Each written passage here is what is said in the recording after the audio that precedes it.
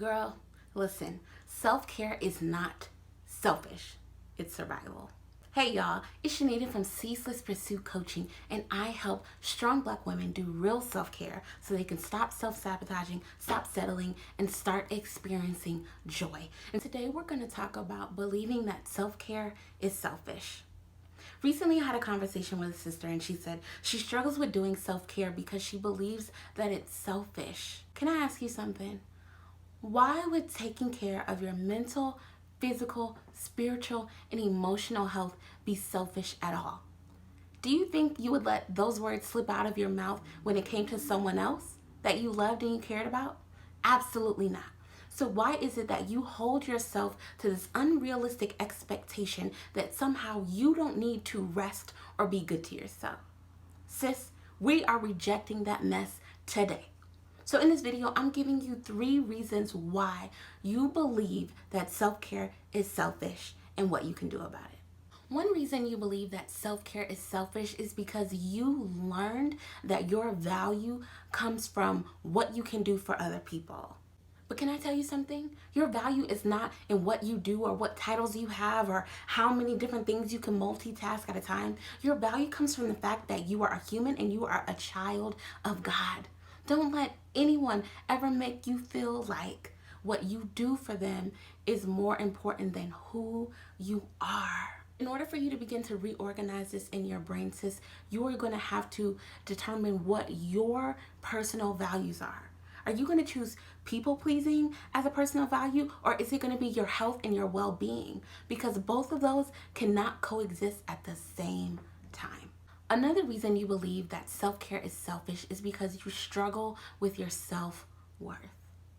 Ouch! I know, but think about it for a second. Somehow along the way, you've learned and you've come to believe that other people's needs, wants, and desires are more important than your needs, wants, and desires.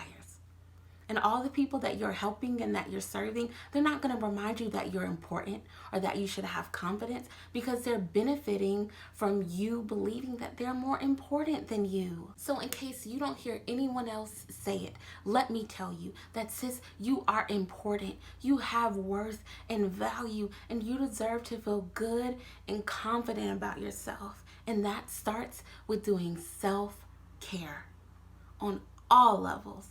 And I'm not just talking about manicures and pedicures and getting your hair done. That stuff is nice. But I'm talking about things that nourish your spirit, your soul, and your body.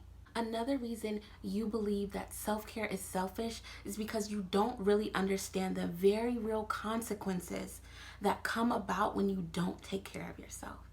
If you've stuck around for any amount of time, by now you've probably heard me say that Black women have among the highest rates of stress-related disease and illness. These things could be preventable if we learn to take better care of our physical health, by exercising more, by eating better, and by keeping our stress down. But I'm not just talking about medical health concerns. I'm talking about the other little sneaky things that come into our lives that aren't healthy for us either. I'm talking about problems with anger. I'm talking about problems with attitude. I'm talking about depression. I'm talking about anxiety, unhappiness, feeling unfulfilled, settling, being desperate. All of these things really easily manifest in your life when you're not taking care of yourself mentally, physically, spiritually, and emotionally. It's time for us to reject everything that comes into our lives when we don't take care of ourselves. So right now you may be wondering where to start. Well, I created a free resource with you in mind called 115 Self-Care Activities for Strong Black Women. This resource is absolutely free and you can download it at ceaselesspursuitcoaching.com.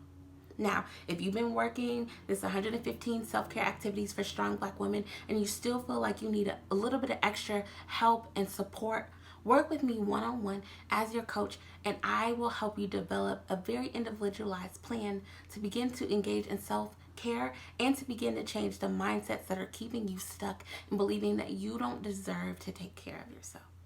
All right? So, in the meantime, until I see you again, continue to remain on your ceaseless pursuit of purpose, your God-given purpose, and don't let anything or anyone take you off course, especially yourself.